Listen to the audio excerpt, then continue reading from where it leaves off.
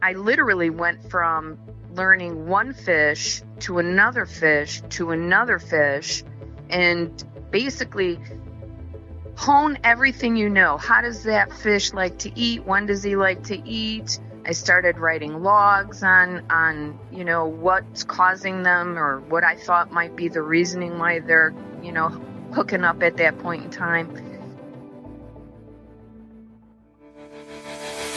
Welcome to the Woman Angler and Adventurer Podcast, inspiring real women with a passion for fishing in the outdoors to go get their adventure on. Now, here's your host, coming to you from the Lance Chuck Camper Mobile Podcast Studio, Master Captain Angie Scott. Hey, welcome to this week's episode of the Woman Angler and Adventurer Podcast. Not sure how I keep getting so lucky to get to feature such amazing lady anglers out there on the show, but we've got another great episode in store for you this week. This is so much fun, and I don't take a single moment for granted. Thanks for listening and for being along for the ride. This week we have the amazing Dee Kaminski. Originally from the Chicagoland area, Dee's story wound her up on the east coast of Florida. I've featured several ladies on the show thus far from the west coast, so it's a real treat to get to talk to Dee.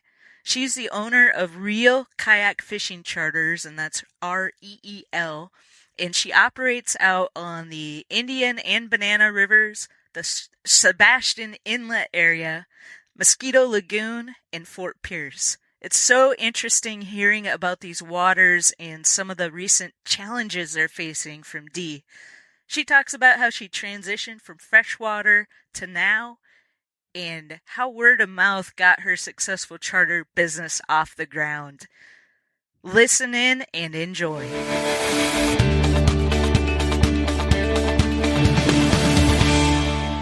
Welcome, everyone, to this week's episode of the Woman Angler and Adventurer Podcast. I'm excited to feature our special guest this week, Dee Kaminski. Dee, thanks for taking some time to come on the show. Well, thank you for having me. Yeah, it's an honor. You've got quite a background in fishing, and I'm sure your story will be very inspirational to our audience. So I just want to kind of start at the beginning. I was reading on your bio that you're from Chicago and spent some time up in Canada as well. And just want to talk about that. Is that when you got into fishing originally?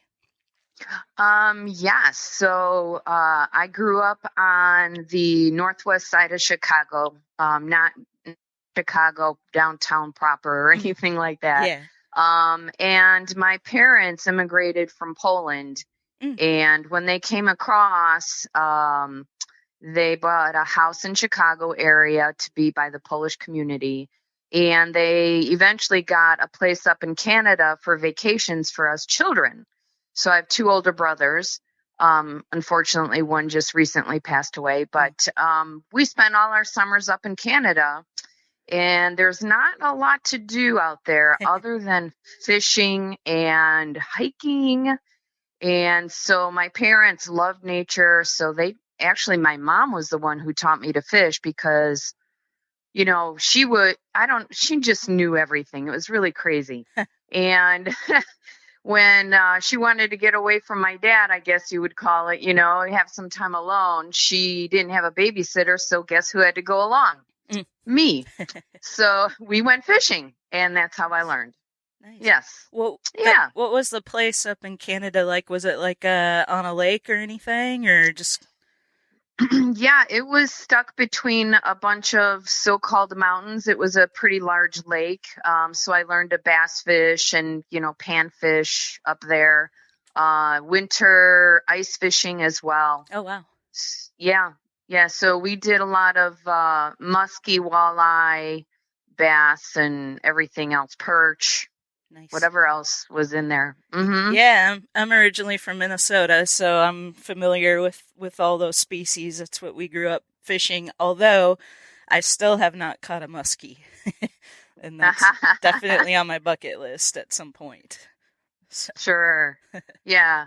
Very cool. What ice fishing was it when you went? Was it one of those sit on a bucket out in the middle of the lake, or did you have like ice houses or shanties? No, it was walk off the shoreline and drill a hole and ice fish from basically you already knew where fish like to hang around rocks and whatnot. Uh-huh. And we had this one rock pile that we would just zero in on and drop a line and pull fish out. Nice. Yeah, so very on the knees, on the bucket, on the knees. Yeah. I'm sure it was bitter cold at times up there. Oh, for sure. Yeah, definitely. Yeah. But you enjoyed it. You're at that point, you're still young and nothing phases you. Right. Yeah, that is true. Well, now transition to you're down in Florida, so quite a different scenery. Yeah, it is. So on that pretty much ended when I ended up in college. You just didn't have the time to go there. And life happened. I ended up with two beautiful children who then grew up in the Chicagoland area again. And once they flew the coop, so to say, I was like, you know what? I'm to stop shoveling snow and move to Florida. But that basis was because I met someone who lived down here already. He showed me what fishing was, for fishing in the river, in the Indian River Lagoon down here, as well as surf fishing. And I fell in love with it. How could you beat Florida, right? Yeah, I've had the same experience.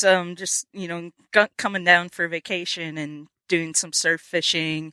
That was actually my first experience with surf fishing, and I went to St. George Island with some friends Labor Day weekend, and we kind of made that a tradition. But I was like, man, this is awesome. You just never know what you're gonna get. It can be something different every time you get a fish on, and it's so much fun, and so many different species. And Florida is just obviously the fishing capital of the world. So you got all the different options, inshore, offshore, rivers, freshwater. It's got it all. And that's absolutely correct. It's got everything except for certain fish. Like muskie and whatnot, Right. Everything kind of transitions when you get more south. But yeah, and that's exactly what happened. So I already knew how to fish, so I loved to fish, and now I can do it in the sunshine 365 days a year if I wanted. Yeah. So yeah, it was definitely a great move. Do you get sick of the heat? After time? Everybody gets sick of the heat. So it's in regards to me personally, I love the heat. Mm-hmm. I'm very skinny. I don't have much meat on my bones, so heat is good for me. Gotcha. Yeah, I'm cold natured, so I don't think I would get sick of it, but I only spend the winters down in Florida now, so I don't know what it's like year round, but I have heard stories of certain people complaining about it being just too hot for them. So just too much, yeah, right? Yeah. Which I could see, but I don't know for me personally if that would get to me or not. So maybe one day I'll get the chance to find out. Well, you learn the hottest part of the day. It's time to get back in the house. Mm-hmm. Yeah. I think I would need like a swimming pool option. That way I had a way to cool off. There you go. There you go. So now you're doing charters. So you've taken it from, just getting out there doing some surf fishing from the pier. And now you're getting out there on kayaks and actually taking people out. So what was that? How did that come about? So the game plan was to have a similar job that I had up north down here, and I had interviewed at a couple places prior to even buying a home down here, and actually bought the home before getting the job, moved down here, finished off the interviews only to find out that people like younger, less salaried, less, Right. So they went with them, and in between all these other interviews, I'm like, I still need to fish. So I basically weighed in on what's the best way to get out there to these fish. Was it a boat? Was it a canoe? Was it kayaks? And I had done some research online and saw that there's these fishing kayaks just starting to come into play at that time, back in the early 2000s. So there was just starting to be something where you actually build your angling kayak to your specifications. So I would go out almost daily and I would go fishing, and I started learning all the personalities of these fish.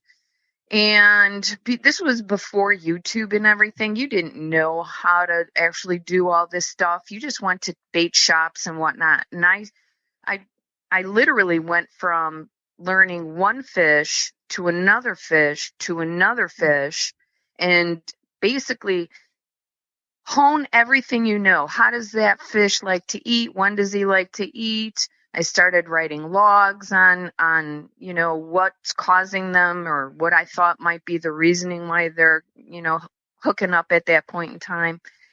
And I'm talking to a bunch of people at the shops, and they're going, if you have an empty kayak, I'd be happy to go along. So I started taking friends, and I'm putting friends on fish. And I'm going, this is ridiculous.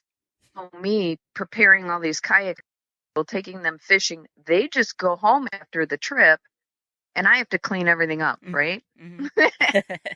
and they're enjoying the fishing. So Facebook. I'm on Facebook and I'm looking for people, and I'm finding other fishing people around in the area. And I see one of them's actually a kayak guide.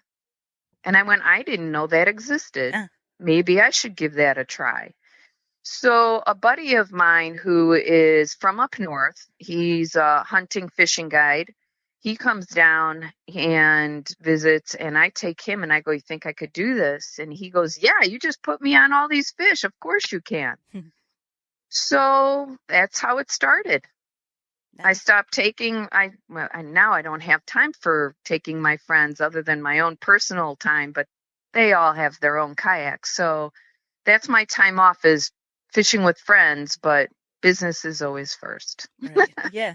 So how did it get started, or how did you kind of get the word out? Did you do any kind of marketing, and did you have any issues being a female guide?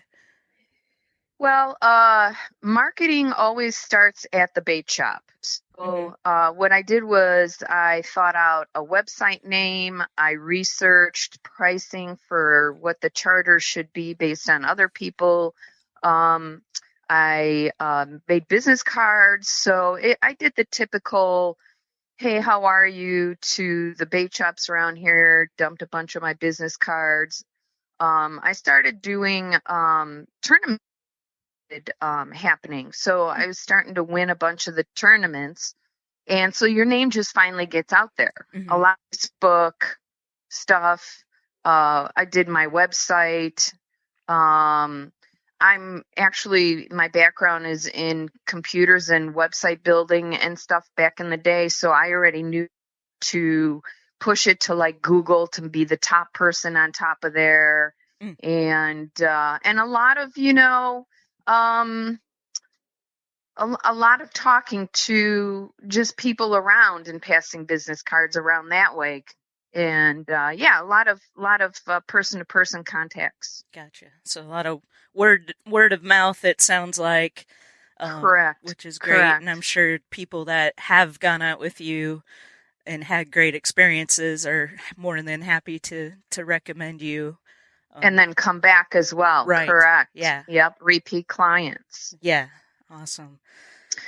And then, so have you had any kind of run into any issues with certain people because you're a female guide, or has that not really? Oh yeah. Okay. No. So no, that they've all been very supportive. Ironically, the most common thing I hear, and I'm sure you have as well, is women have more finesse when they're fishing, so they're able to fish better than men. And then men come to learn from us as well because we are more patient with them. And they don't feel like they're competing. As if it were a male guide, they'd be like, I'm better than the male guide. This is men telling me this. So it's like, oh, great, and get my numbers, I'll say 95% are male clients. Isn't that crazy? It is, yeah. No, now you say that, I have heard that before from other female guides that I've had on the show. It's a similar story because the men feel more comfortable asking questions and things like that to a female than they would a male guide, which is very interesting, but it kind of makes sense. Right. So yeah, so no, I've never really had any complaints. I've never even had like a bad client. I've had one where it was a husband and wife and they just didn't get along because she was pregnant. And I'm like, first off, you should have told me you were pregnant before we got into a kayak. But everybody loves going out, so I've never had a problem. That's great. Yeah. Very cool. Well, so I want to talk a little bit about the area you're in because I haven't really fished over there myself. I'm usually on the west coast of Florida. That's where I spend most of my time. But I have heard a lot about these areas. They call, I guess it's the Space Coast area. Is that where you're still guiding? Yeah, so it's the Mosquito Lagoon area, the Indian River Lagoon, and Banana River, which the Space Coast is called the Space Coast because of the rocket launches, and it's kind of situated on all three of these lagoons that are all connected, by the way. And they're not technically a lagoon because they open up to the ocean, but it's a giant long river chain, if you will. Yeah. So I've heard a lot about Indian and Mosquito, and I hadn't heard much about the Banana, but I've heard that the Mosquito Lagoon in particular has changed quite a bit over the years. Yes, unfortunately, actually the whole system has changed. We have been experiencing seagrass die-off, and it's kind of, oh gosh, I forget the percentage, but it's in the 90+% where almost all of it's gone. There's just certain areas that have seagrass, and they're contributing it to humans, because you know what we do. Yeah. We take over. Yeah. Unfortunately.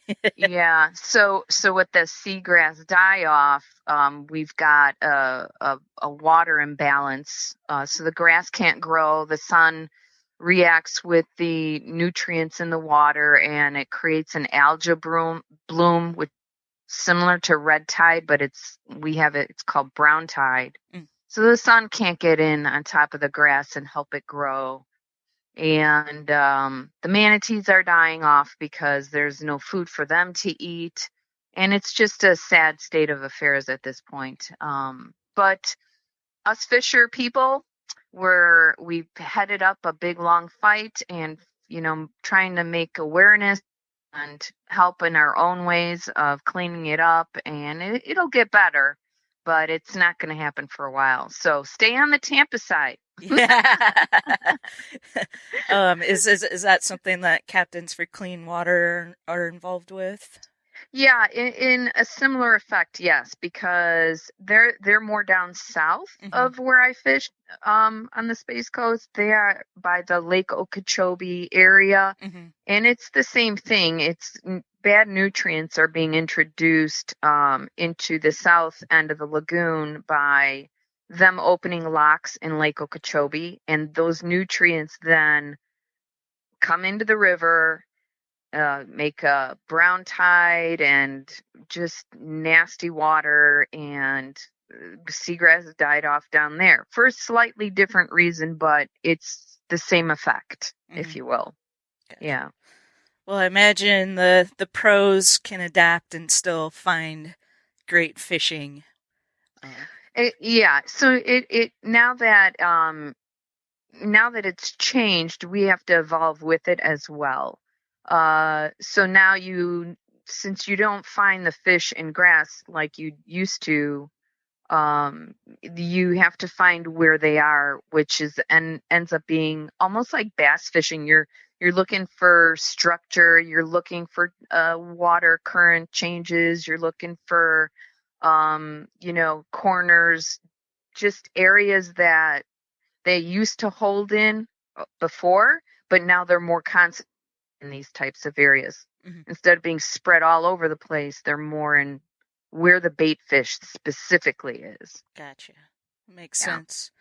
Well, I want to give you an opportunity to give a shout out to Native Kayaks and Oh, yes, thank you. what how they've kind of helped you as in your guiding process.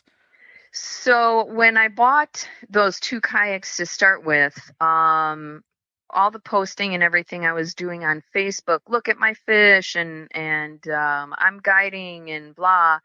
They noticed Native Watercraft is my kayak of choice. So they asked me to come on board for a brand new company. And I think there was only 4 or 5 of their pro staff at that time. And I know, so I was like so honored. I was in disbelief, let's put it that way. I get this phone call from Andy Zimmerman, who started out with Wilderness and then created Native Watercraft. And he's talking to me and says, well, we like what you're doing and we would like to know if you'd like to come on board. And I was like, sure. And it just grew from there. Then I started getting sponsor after sponsor after sponsor. And that's when people started sponsoring us fishing guides at this time, Mm-hmm. So I got Paddle Company, Aquabound, Bending Branches. So everything and anything that helps me in my guiding business has become a sponsor. And I love all my sponsors. I've been with them since almost day one. So it's nice. Yeah. And it helps a lot because it is a very expensive sport. So yes, to have that support is great. So yes, it's awesome. So thank you for letting me shout out. Yeah, absolutely. Well, I want to wrap up with just giving everybody a heads up that we're working together with BB and Debbie Hansen on doing women's event at ICAST this year. So anybody listening, if you're able to make it down to ICAST, we have an Eventbrite registration set up if you want to be part of this women's meetup that we're doing offsite at Maggiano's the Wednesday evening of ICAST. So just a quick shout out to that. So yeah, and let me add, you don't have to be in ICAST to go into this. You can just come over there, but please register. Right. We want to know who's coming and keep a count. Yep, we're covering some food and drinks and stuff, so it's important for us to know how many people are going to be there, and we've got some sponsors that have come on board for that. So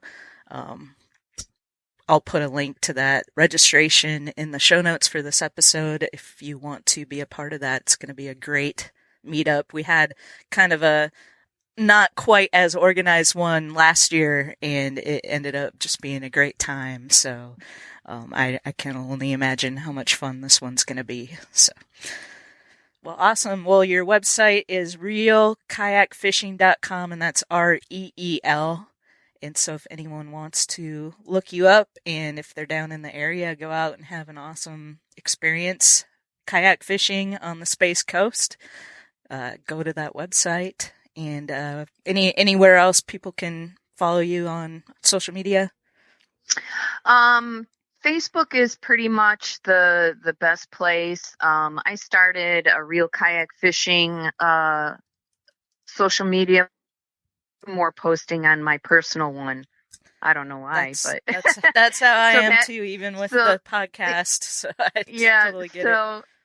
So the handles on all of them are pretty much the same. It'll be Real Kayak Fishing on Facebook, Real Kayak Fishing on Instagram, and Real Kayak Fishing without the G on Twitter. Gotcha. All right. Making notes here so I can put links to all those in the show notes. And again, I just really appreciate you taking some time out of your day to come on and share your story. It was super fun. Thank you. Yeah, it's a different world in the saltwater fishing. That's why you and I never really crossed paths except for ICAST. Right.